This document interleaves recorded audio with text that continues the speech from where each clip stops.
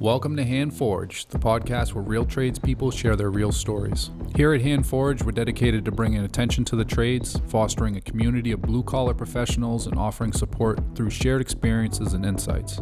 Each episode will dive deep into journeys, challenges, and successes of our guests. Whether you're a seasoned pro or just starting out in the trades, you'll find valuable tips, inspiring stories, and practical advice to help you navigate and thrive in your career. So grab your tools and get ready to be inspired. This is Hand Forged.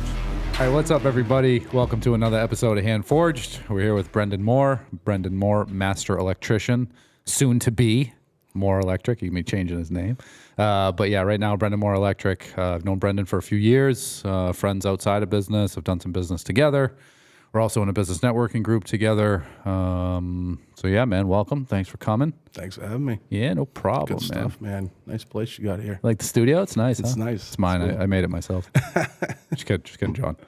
Yeah, man. So why don't you tell everybody a little bit about you, a little bit about the business? So I'm Brenden, and we do everything electrical, start to finish. Get in there, a lot of demo, additions, renovations, whole home renovations, new construction, anything electric we do. We'd light up your life. We light up your life. That's right. I love the tag. Tagline is great, isn't it? So you guys do everything from new construction to renovation stuff. Is there anything that you don't do in the electric world? Like commercial alarm systems. Oh yeah, that's a whole different ballgame. Yeah, it's different. That's usually like a ball of separate wax. kind of company, right? That's not like an electrical company. Those Right. people are usually like alarm system companies. Yes, there's some guys that are out there that incorporate that they have the license for it. Gotcha. It's a separate license Oh, it is? altogether Oh, too. shit. So yeah, And that's all low voltage? in some aspects, there's some line voltage also. I just wanted to sound like I knew what I was talking about. You're almost there. You're right on the cusp. It's a low voltage. It's a 110, right? Yeah, man. So that's good. How long you been doing it? I'm 42 now. I started when I was 16. Damn. 26 years. Oh, shit. It's crazy. That's crazy. At Seacoast Cabinet, Raleigh, Mass., we offer a full range of services from design to installation, tailored to residential and commercial applications. We carry 3 lines of American-made cabinetry to fit any budget, ensuring that you get the best quality and value. For more information or a free quote and design, head to seacoastcabinetne.com. So as far as business goes, it's just you? You have a guy now? So I have a team.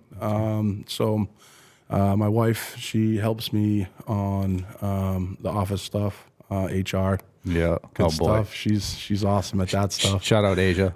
Asia. Actually, my son just came back from the Army, Max. He is on the team now. Oh, nice. He's been doing electrical work with me since he was like 8 years old. I'd sweet. bring him on jobs here and there, and get him wiring cans and. Go pick up all the scraps. and Yeah, cut-offs. exactly. Yeah, you pay him by the as much scraps you can get. Yeah, Right. Good stuff. Yeah. Teach him how to work. You gotta start him young and get him going. Yeah. And then I have another kid that I picked up from a dude that I do work with. He's another electrician. He just couldn't put him to work, so he sent him my way. Nice.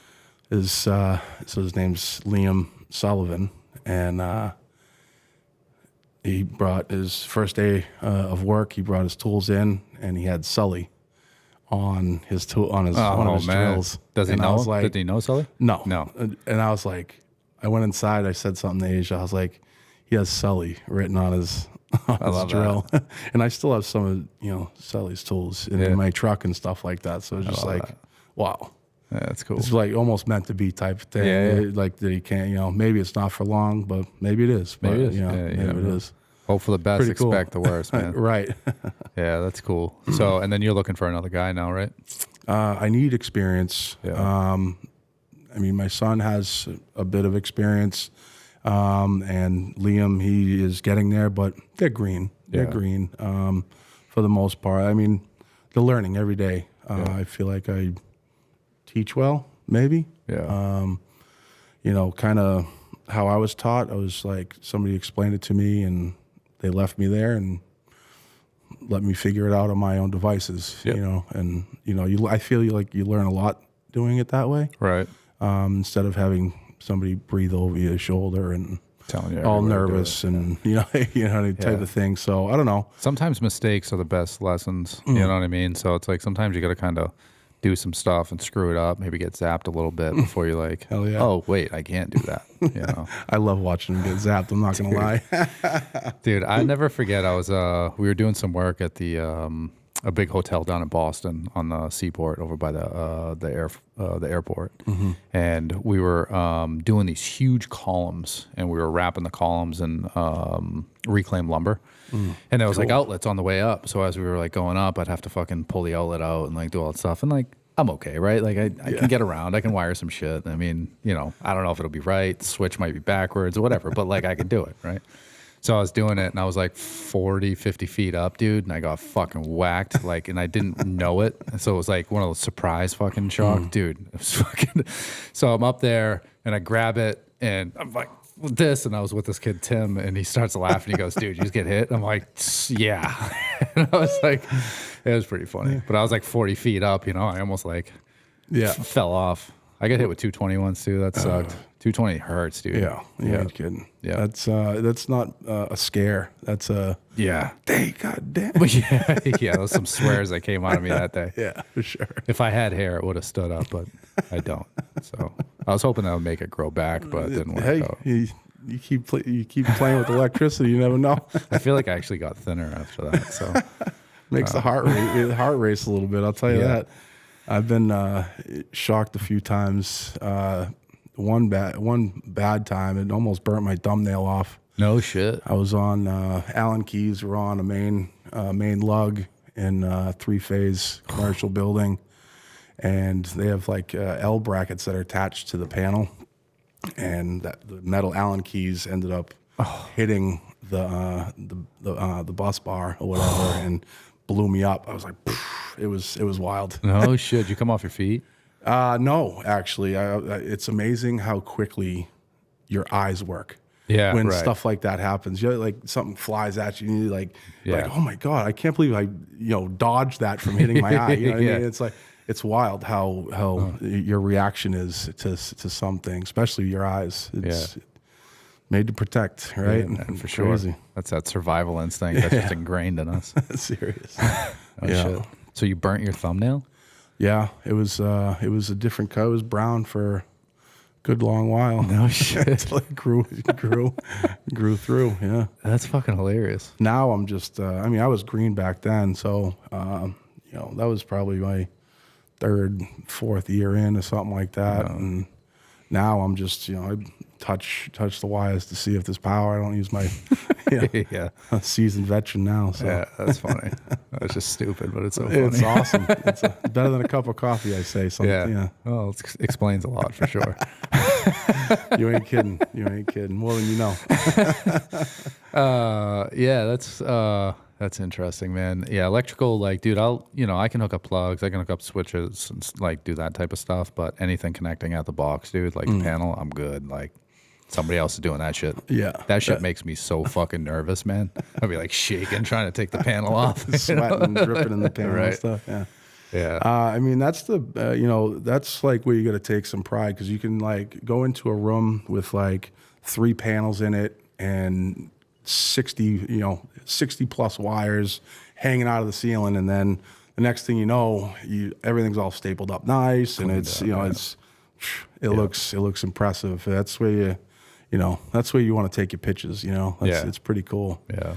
I had this one job out in I forget where it was. It was Exeter, and this panel room had 40 plus circuits in it, and everything was a mess. My guys kind of didn't run the wire like I like to do. Make it easier on myself later on. Nobody does it as good as you. It's true. If you want it done right, do it yourself. Yeah. But after it was all said and done, like, it looked crazy when you first started, and just be monotonous about it, and just clean it up, make it look nice. I always appreciated that. You know, electricians and plumbers, like, they come in and, you know, just do, because it's hard to make electrical, it's hard to make plumbing look good, right? Like, it's not. It's mostly hidden. Yeah, it's not a fancy looking thing. But I always appreciated the guys that, like, took the time to, like, make it nice, just in case someday somebody ever goes into that wall, it's like all perfect and shit. I'm like, yeah, that's my guy right there. Yeah. You can tell who took care of this stuff. Who took pride in it and who didn't. You can always tell acts in any trade. Yeah, you know? for sure. Like, definitely. Well, a lot of guys would be like, it's in the wall, it doesn't matter. Yeah. It's like, it would fucking matter to me. Like, I would be awake at night if I had to think about, I put that in, you know? Some of the stuff I pulled out of walls, man, I'll tell you, it's wild stuff. I bet. Homeowner specials are my favorites. Yeah. It's pretty wild. I bet, dude. Yeah, I can't. You're looking at it like, what the heck were they thinking? Out of control. Is that Scotch tape? For real. Been there, done that. No kidding.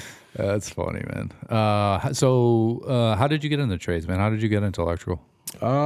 So I lived down in Methuen with my father.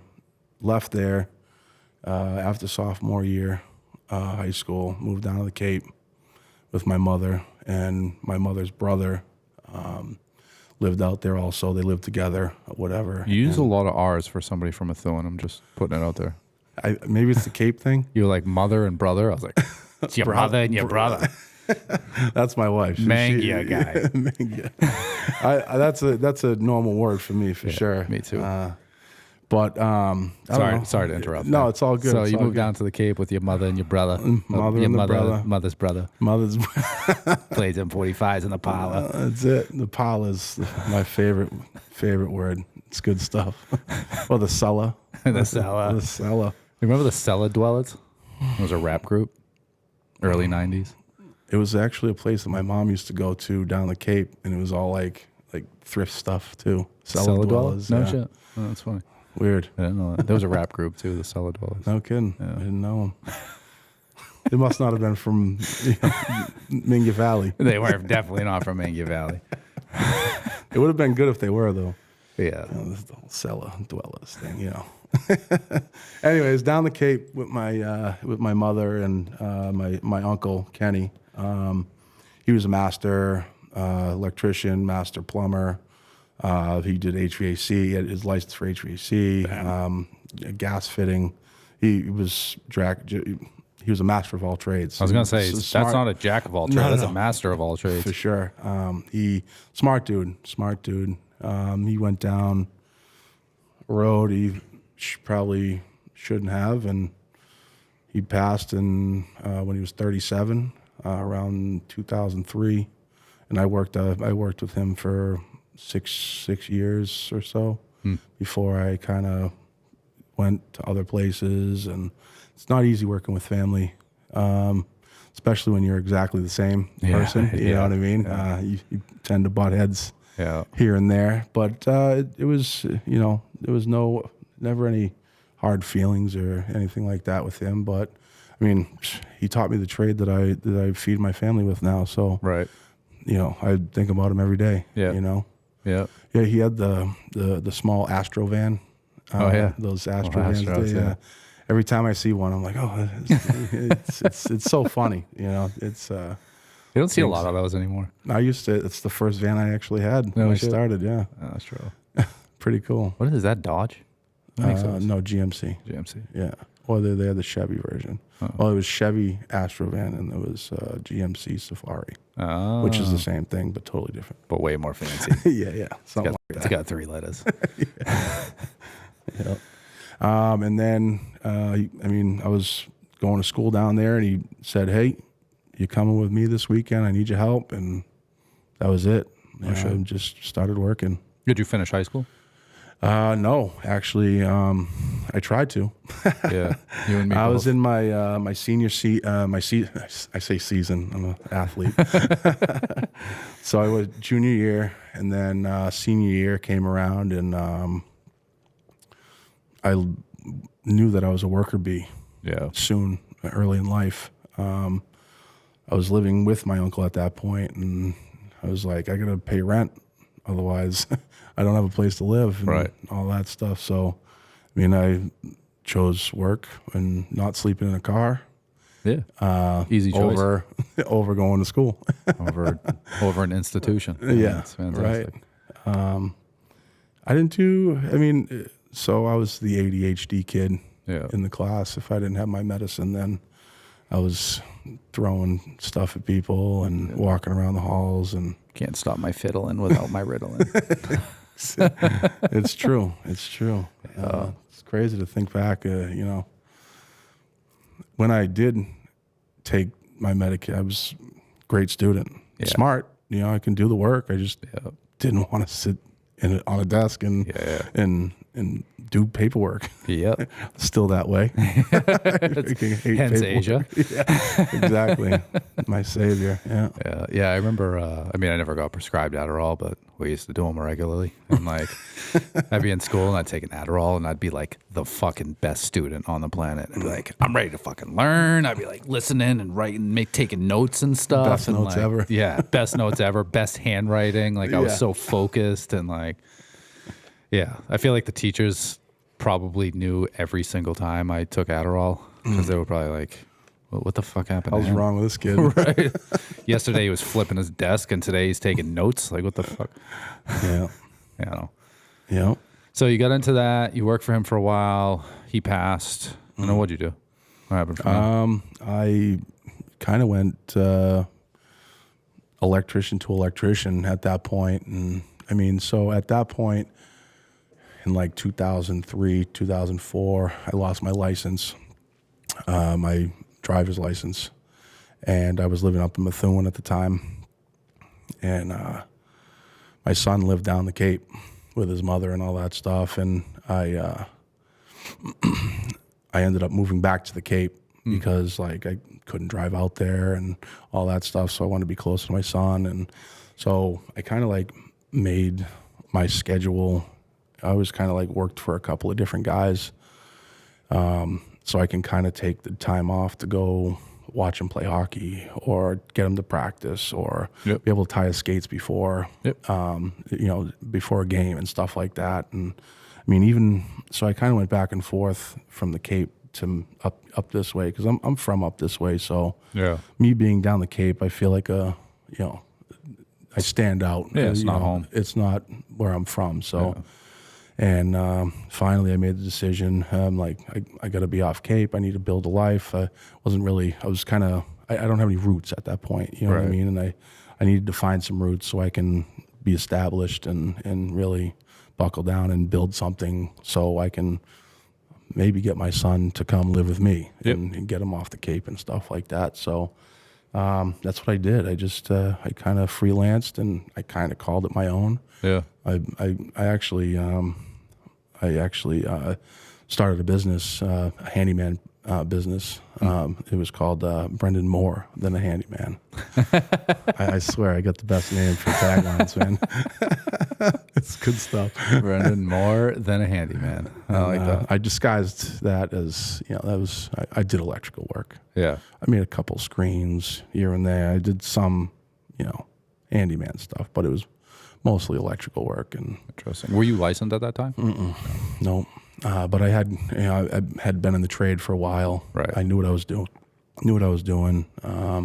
I had some guys that trusted me and that would, you know, help me out and permits and things like that. And so they kind of helped me in that aspect. And so I ended up working for another one of my uncles, which on the other side of the family, and he kind of took me in and he like I'll keep you busy as much as you want me to, and you can go do your thing whenever. And if you have side jobs, this, that, and the other thing, and you know, and then finally he was able to sign my time off. That was my biggest thing. My school time was I wasn't doing the schooling like I should have. Right. Life got in the way. Had a kid, moving all around, blah blah blah blah blah. Trying to make money. Try to make money, pay the bills, this, that, and the other thing.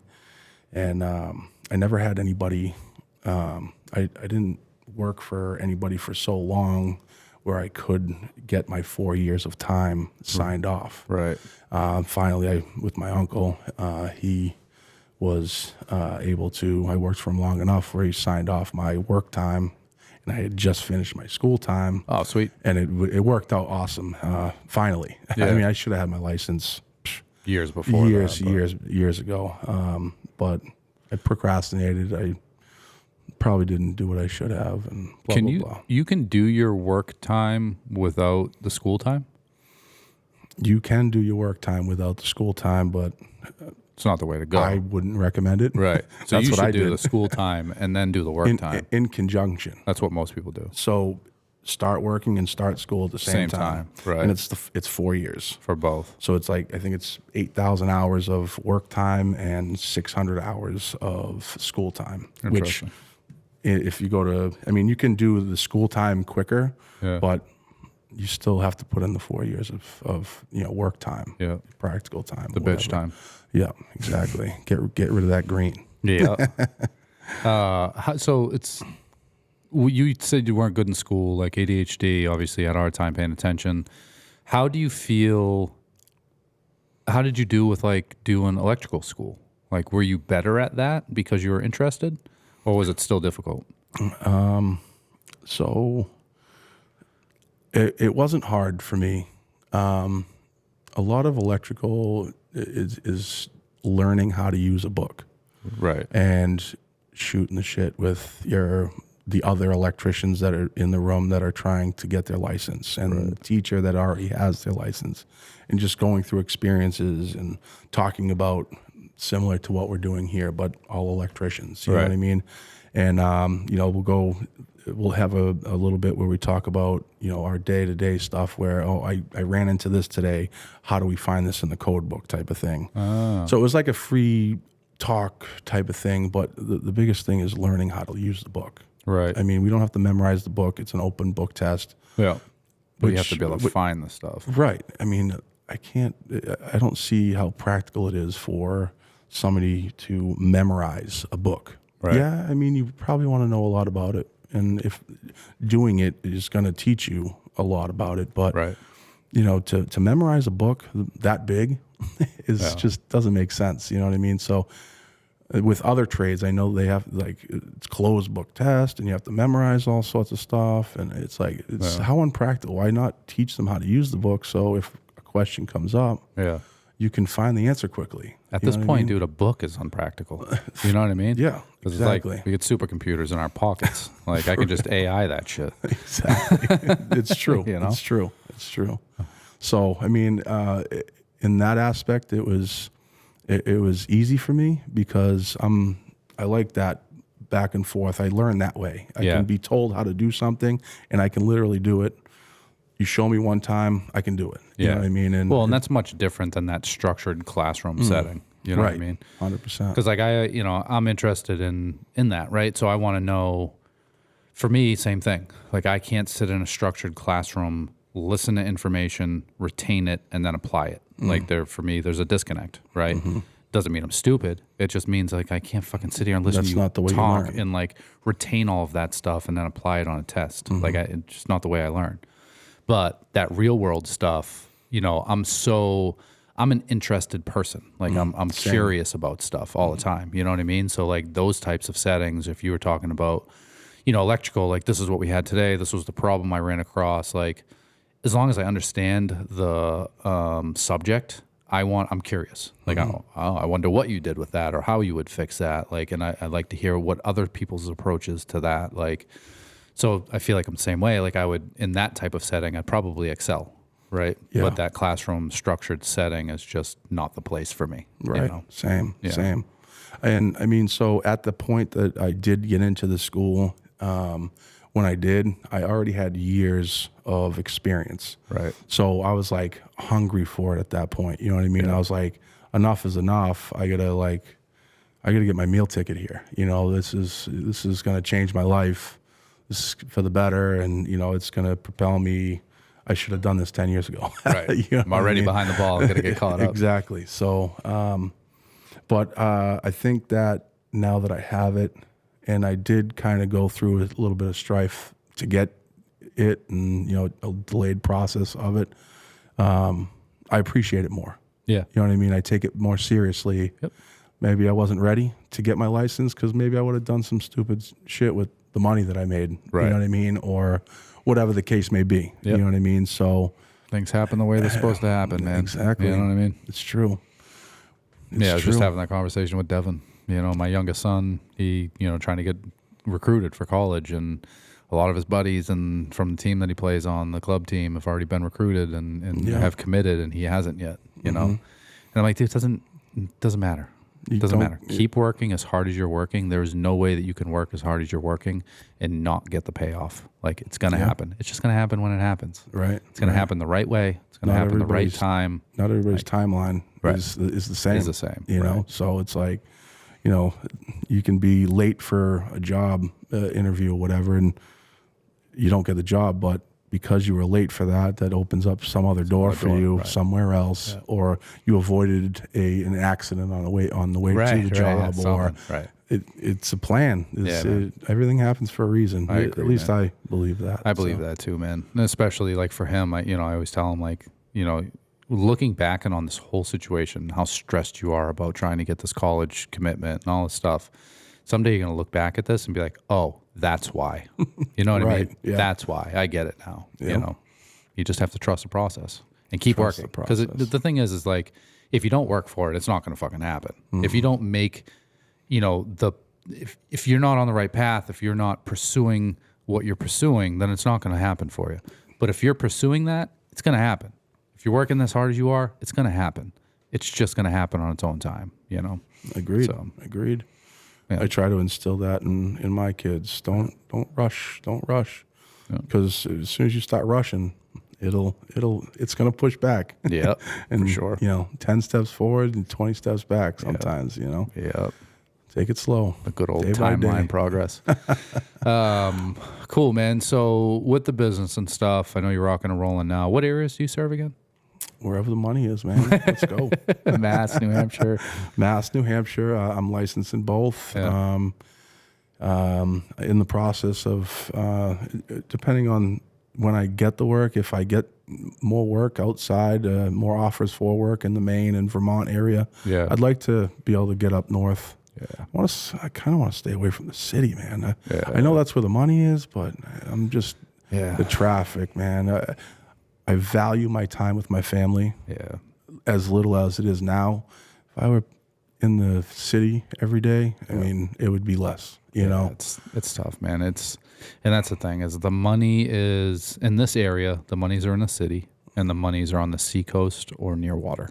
So we're in a good spot over here. It's a good spot, dude. It is a good spot. I think that if I was you, like, that Maine license would be key, because Maine has been blowing up for years as far as development and stuff goes. Like, I'm going to be opening my showroom in Southern New Hampshire. And because I want some of Southern New Hampshire, but I want Maine, so like Maine is an area that I want to be in and I want to be doing kitchens in. So, because it's a lot of the people in Maine, like, it's retirement community, right? So it's a lot of second homes. It's people that have already have had houses built, have already bought houses before, have probably already done kitchen renovations. And I find those people are much easier to work with. Because they've been through the process, they know they know what the stress is, they know what to kind of expect, like, so that and it's an older demographic. Maine is like a Newburyport. It's a very old. It's an older demographic. It's a lot of retirement and stuff, or close to retirement ages. I want to be up there doing kitchens, so. It's low and slow up there too. It is. The timelines are not so crazy like out here. Yeah. Some of the timelines I have gone through in the past 6 months is just like crazy, insane. Oh yeah. I need to split myself in 4. Yeah. For me to be able to I'm with you. endure that, and that's where trying to find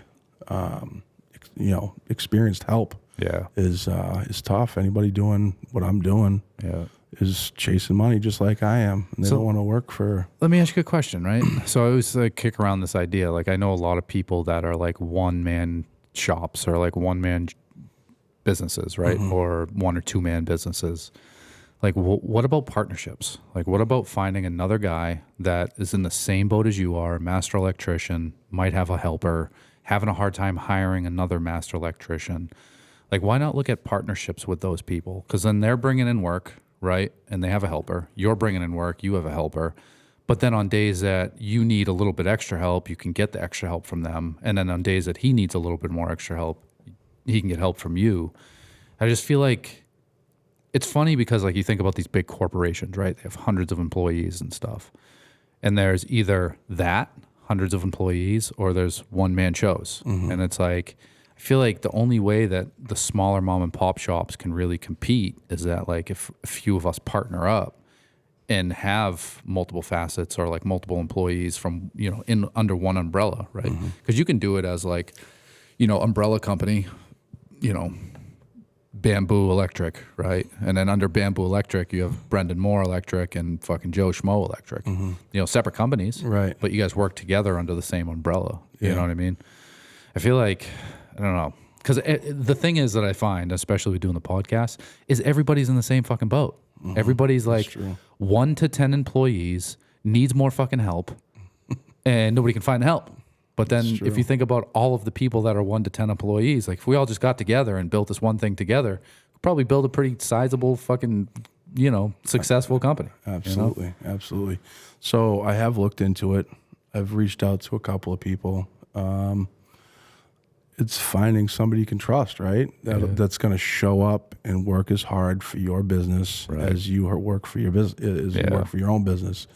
And, you know, you're going to be able to rely on them. Yeah. And if they don't show up, you know, that's finding the then right it's on me, person you know and what I stuff, mean? And vice versa, you know what I mean? That's kind of the situation. And then, I mean, you're almost adding chaos to chaos too, you know what I mean? Yeah. Especially if somebody's as busy as I am, if now I'm thinking about somebody else's, you know, partnering up with somebody, which would probably help. Yeah, but because then it'd be, say there's 4 of you getting your stuff done for a week, and then 4 of you getting his stuff done for a week. Like, you know, you're partnering up on each other's jobs. You know, you're both bringing in the same business, they're both bringing in the same kind of work, but you have the workforce to be able to get more done in a shorter amount of time. Right. You know? So there's and I've looked into it and I've mulled it over a little bit with, you know, with my wife and some other people and stuff like that. And it's like, so the problem still remains. You put 2 master electricians together that has an apprentice each or 2 apprentices each. You still need that licensed guy that can, you know, you can say, hey, go over there while we're doing this and take care of that, either that service work or the, you know, the job, the emergency call that just came in and, you know, things like that. I mean, it's tough. It's either, I'm at like a fork in the road here where I keep saying yes to work, which I have, that's my problem. I keep saying yes to work. It's hard to say no to it, man. Right? I mean, so I'm looking at it like, if I say no, I may not get the phone call next time, and that goes to somebody else. You know, and there goes money for me and my family. So it's like, maybe I'm being a little greedy, but maybe I just have a problem saying no. I mean, is it greed though? It's more just, you know, protecting yourself, protecting your business, protecting the livelihood of your family. Like, you know, I think it's hard to say no, man. I think that, you know, like for contractors, right? If you think about contractors, some of the most successful contractors I know used to do everything, would never say no to anything, and then started streamlining and kind of, you know, really honing in on what it is that they actually want to do. You know, and I think that if you can hone in on one thing that you like doing, whether it's, you know, doing, you know, wiring up renovations or wiring up new homes or whatever that niche is, and pick that one thing, you'll stay busy with that one thing. You know what I mean? Yeah. But it's also at the same time, it's like, it's scary to just pick that one thing and stick with it. Say no to everything else. Say no to everything else, right? It's scary, you know? Right. But it's amazing what it'll do. Like I was actually talking to Jennifer McLaren from Dew Point. or Do Collective. Oh, yeah. And because she has a guy that works for her or with her, I don't know how it works out, but he does handmade furniture and stuff, and he has a podcast. And me and him met, and we were kind of shooting the shit, and we want to get on each other's podcasts. I want to go check out his shop and stuff, and he wasn't responding. Right up your alley, right? Yeah, and he wasn't responding to me. So I told her this morning, I was like, hey, tell your guy to respond. She's like, oh, it's funny because he changed his company name from Something Handmade to Something Tables. And she said as soon as he made that change to Something Tables, it blew up, and he's so busy he can't handle it all. Wow. And I was like, yeah, I feel like that's just what happens when you pick that niche. Like when I first started, when I got out of the wood shop, right, and I started doing like general contractor work, I was doing it in New Hampshire, right? And I would do anything. I can frame, I can sheetrock, I can paint, I can do all this stuff, right? And I know people who can do it, so I can sub out. Like I just figured like I could do it, and I would just general contract some jobs and then do my own thing type of thing, And then I got fucking tired of like, trying to find the right tools and buying extra shit all the time because you can't find the mud or like all these things. So then I narrowed it down. I was like, listen, I just want to do kitchen installs. I'm only going to install cabinets. I'm only going to do kitchens, see how it goes. And as soon as I did that, blew up. Like we were 6 months out for installs. You know what I mean? So I feel like once you pick that niche and the thing that you really love doing, the work comes for that thing. And yeah, it sucks. Like, I was turning down, $75,000 general contracting jobs at the time to do a fucking $10,000 kitchen install. So it was like kind of scary. Like it almost felt stupid, but I had fucking 6 months of $10,000 installs. So it's like, I would rather just pursue this, master this fucking thing, and then build a business around this where I can bring other guys in, train them how to install. Because it's, again, if you think about operating procedures, right, it's so much easier to train somebody if you're doing the same thing all the time. Like if you think about contracting, it's repetition. If you think about contracting, you think about or building furniture or custom cabinets, everything's different all the time. You got to teach someone how to do sheetrock. You got to teach someone how to do fucking framing. You got to teach someone how to do all these different things. But if you're just doing kitchens, it's the same process pretty much every time you do a kitchen. Every kitchen's different, but the process is pretty much the same. So if you're trying to train somebody, it's kind of easy. You know what I mean? And that's what I found because I went from custom furniture and custom cabinets to installing kitchens. And, training people to build furniture, that takes years, dude. You know what I mean? I had 15 20 years in before. You know what I mean? So it's like, but with kitchens, it was like, this is kind of easy, and it's easy to be able to train somebody. Right. Because you start in the corner, you start with your base cabinets, you fucking line out your studs, you line out your level lines, you build off of the corner, and this is the process of doing it all. This is how you put the island in. This is how you do the crown molding. And it was something I realized that I could actually train people to do this in a short amount of time as opposed to spending 20 years with somebody teaching them how to build furniture. You know what I mean? Build a stool. Yeah. I mean, as far as in electrical, I'd like to, I feel like every day is different. Yeah. I could be doing the same thing, like service calls. You know what I mean? I could specialize in just service calls or just solar or just, whatever, just new houses, but it's going to be different every time. Yeah. Which, like you said, just like the kitchen, but it's a new, I'm a problem solver. Yeah. You know what I mean? Like, if I do service work, I go in, they're like, all right, the customer says, my lights in the bathroom don't work and in the kitchen and the living room. And, troubleshooting that, it's, it could be a number of different things. Yep. But it's, how many phone calls do I get about that? It could be a trip breaker. It could be a trip GFI. It could be bad wiring in the basement, whatever, I feel like, what's the niche in electrical? Because it's like plugs, switches, lights, and appliances. Yeah. You know what I mean? Yeah, but you could pick that one thing, like just new construction or just renovations or just additions over a certain amount of square feet, and like narrow that thing down. Because, every house is different, but the process of wiring the house is the same. Absolutely. Yeah, the lighting layout's going to be different. The outlet layout's going to be different, but the process is all the same, Absolutely. I don't know. That's what I think about. It makes sense, for sure. Just got to find that, which goes into, makes me think of, the amount of jobs that I say yes to or that I bid and I get. Yeah. Right. So I was talking to this guy out in Newburyport and a job that I was doing, and seemed to know his, what he was doing. He was like, you should really only get 33% of the jobs that you bid. You want quality jobs, not quantity jobs, because then you're running around like a madman. Well, at this point in your career, Right. like you're already established, you want the quality stuff over the quantity. Right. I feel like when you're starting up, You kind of right, I'll have clean to. your toilet if you want me to fucking fix your light switch. Like It's true. the startup game is a lot different than the established For game. sure. you So know? me getting to that, I'm still in that mode for whatever reason, because I like the hustle. I like the grind. I like going out, and the reason I got into it, the reason I'm still doing it is because, I go into somebody's house and I just finished doing their kitchen, and I turn on the under cabinet lights and turn on the recessed lights that I just put in. They're like, wow, this is great. Yeah. The in cabinet lights with the glass shelves, and they're just like, wow, that's great. It's like, I feel like freaking like hometown hero type of thing. That man. gives you that feeling of get like, it. hell yeah, it does look good. Yeah. And, cool. And you don't always get that from the customers, sure. but But you're always gotta take chasing the good that with the right, exactly. You take the good with the bad as far as that goes, but I'm still in that mode of like, just give me work, give me work, give me work, give me work, and I don't know why I don't have the manpower for it. Yeah.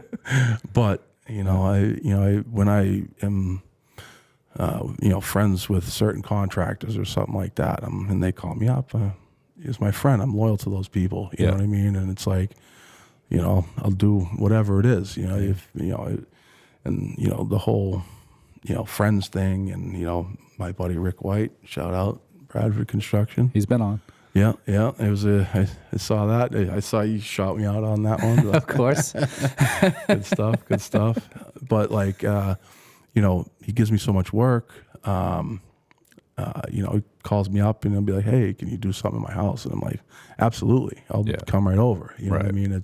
And I ain't even gonna, send him a bill, you know what I mean? Right. Unless we're trading work or, you know what I mean? Like something like that, and I feel like that's, a good part of what I do. You know what I mean? If you're in with me and you need something done at your house, you know what I mean? A friend of mine, I'm going to come over and take care of you and whatnot. So maybe what if you just like specialized or stayed specifically with contractors instead of doing stuff for homeowners?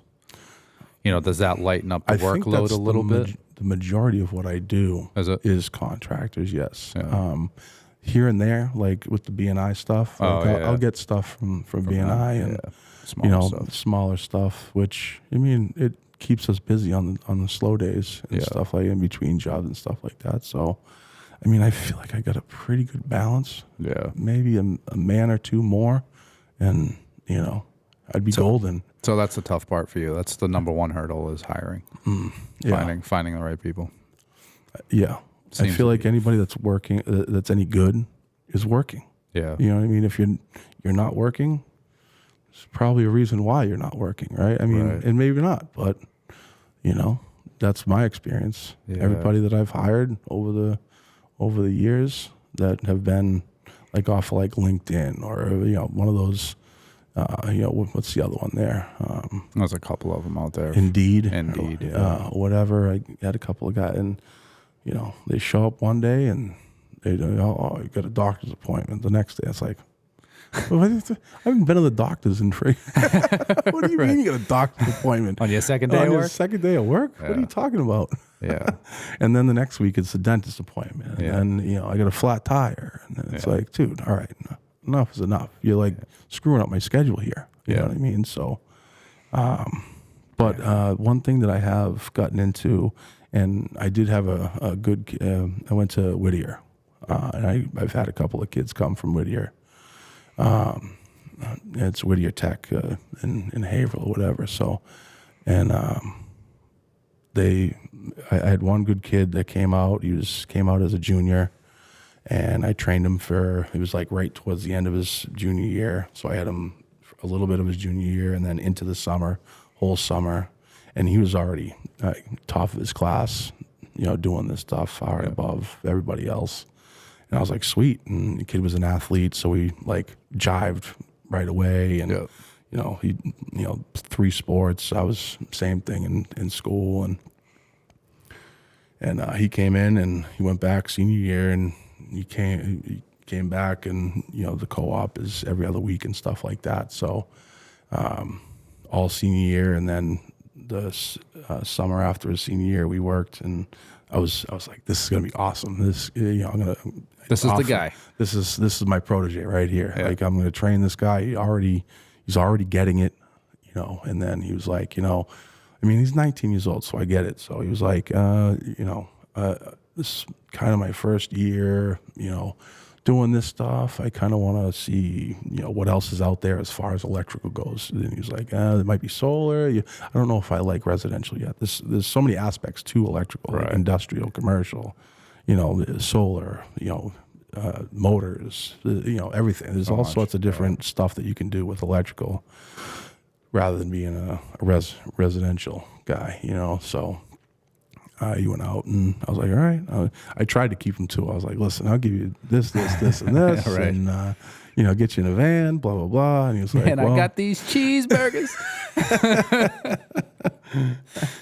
and and so I try to with all that being said, like, I feel like the bigger companies, you're just a number, right? Yeah. And you're just another person to send a paycheck out to. And for me, I'm like family oriented. So you're coming to my family's Christmas party. You're coming to cookouts. You're coming to, Like, you're going to come to my house. We'll sit down and have breakfast once in a while. You know what I mean? I try to keep that family oriented situation. So you're not feeling like you're just, all right, see you later. What was your name again? Type of thing. You know what I mean? Dude, I almost feel like people want that. Like, you know what I mean? I guess. Because I run my business the same way, and I can't keep staff to save my fucking life. So it's almost like people just want to be a number. You know what I mean? It's crazy. At this point, I don't know what else it is. I don't either. Why would you? But I almost feel like, next round of people I hire, I'm just going to treat like they're fucking employees. Machines, just like, what's your name again, number one? Just start calling them by numbers. All right. Like, oh, you're 9652. Yep. Okay. You're 9 to 5 today. Don't forget to take your half-hour lunch. That's it.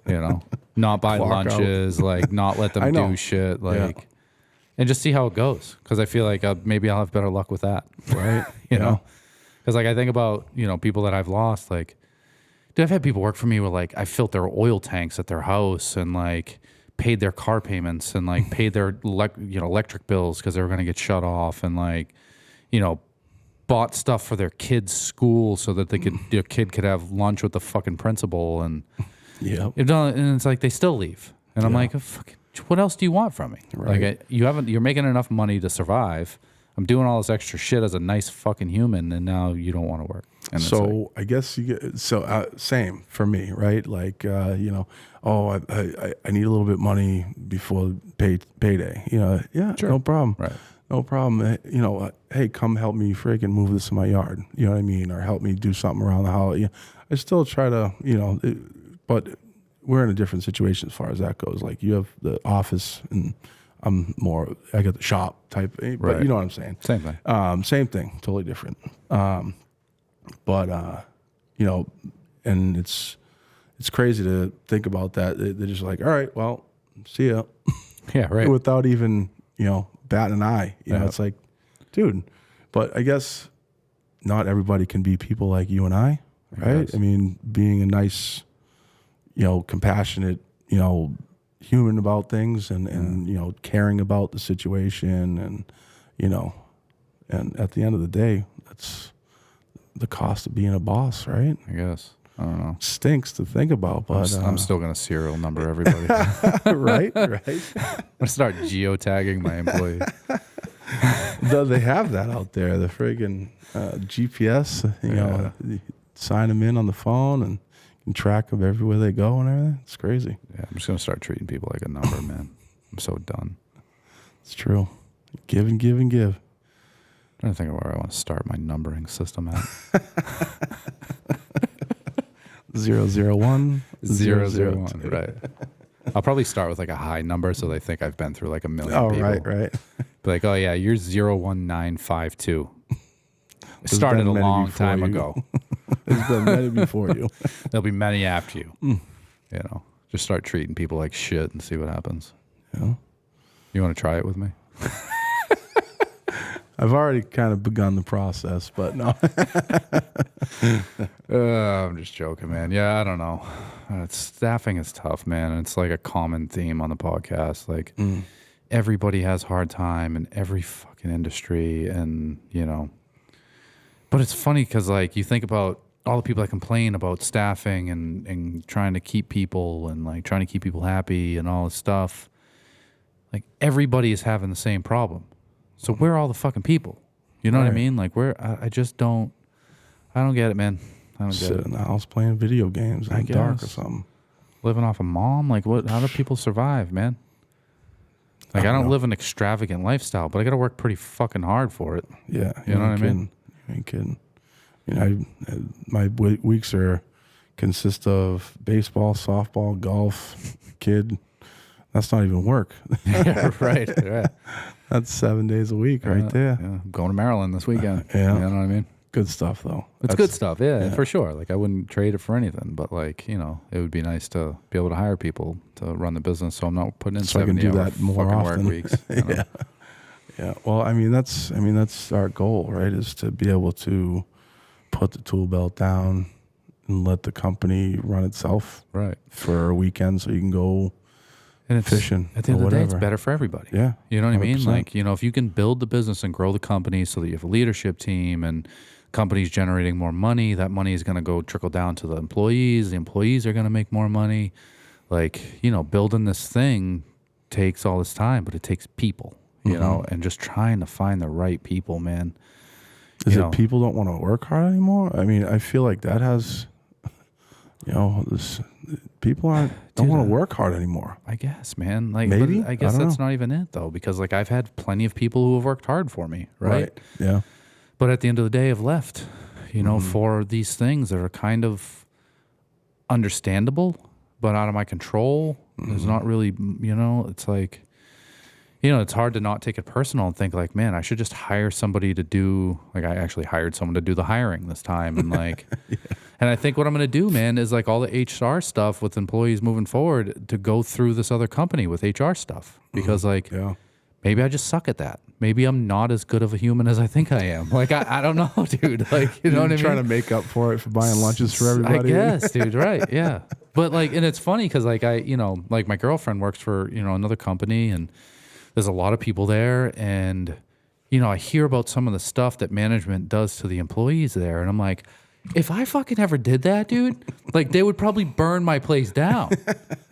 But like I can't keep help, and these people don't want to leave. Yeah, I'm like, how do I get to there?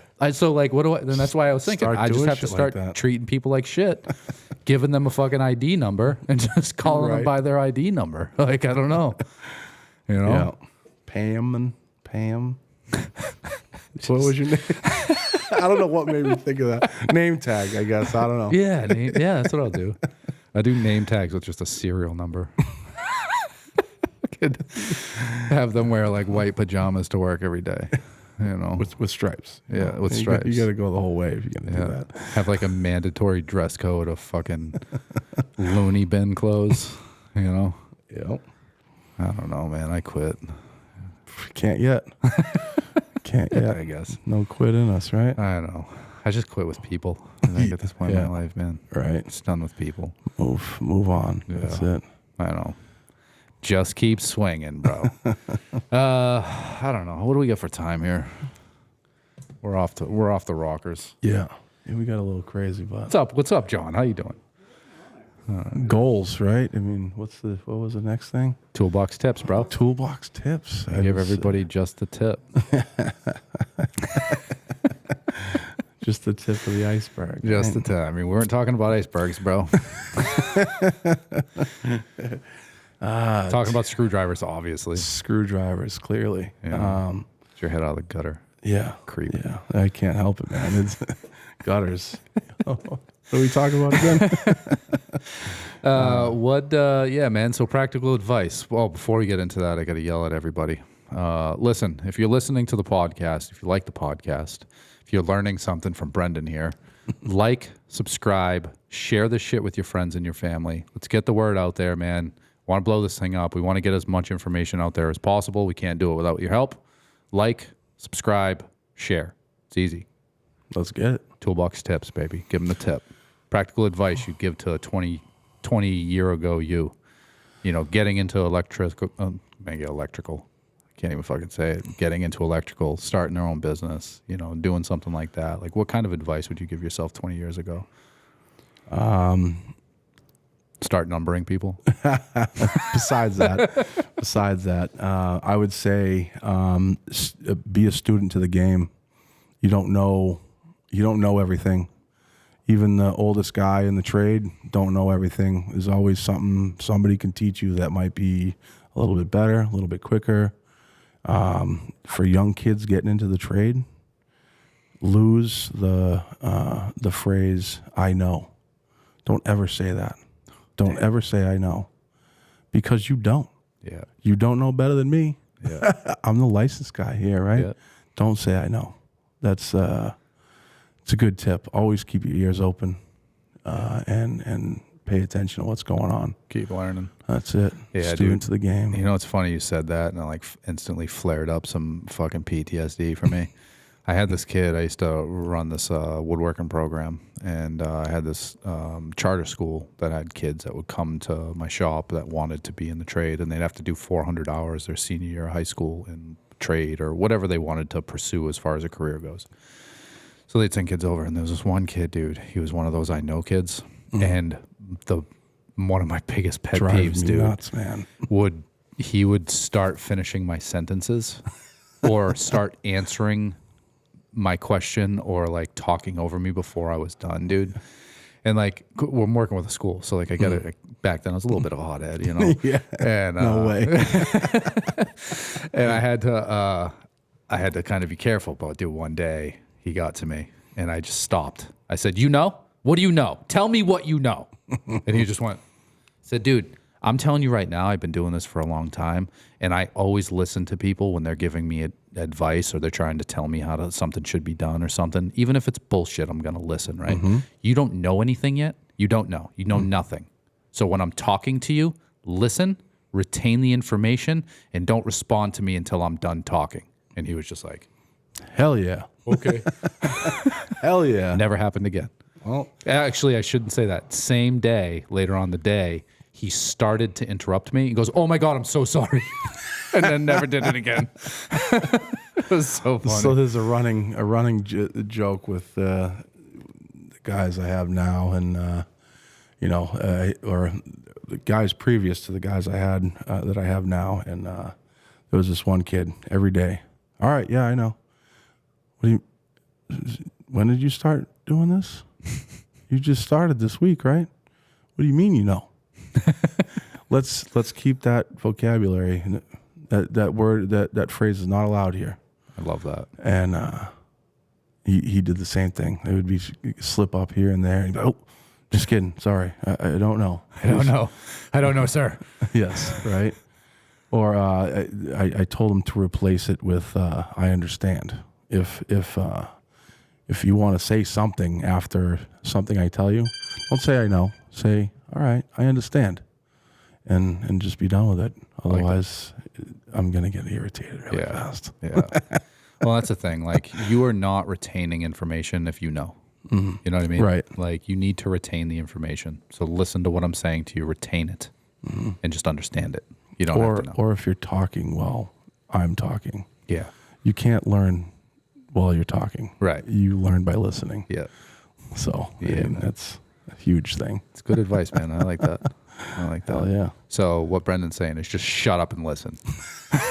I know it all. No. Brenden knows everything, so shut up and listen. I love it. Cool, man. Well, listen, I appreciate you coming on, brother. Hell yeah, man. Had a lot of fun. Yeah, Good it's times. cool. I'm glad that you came on. I'm glad we got to chat and stuff. Hell yeah. And yeah, man, let's keep this thing going and let's figure out this numbering system for employees and and get this thing going. For sure. Good All stuff, right, man. appreciate you, brother. Thanks for listening, everybody.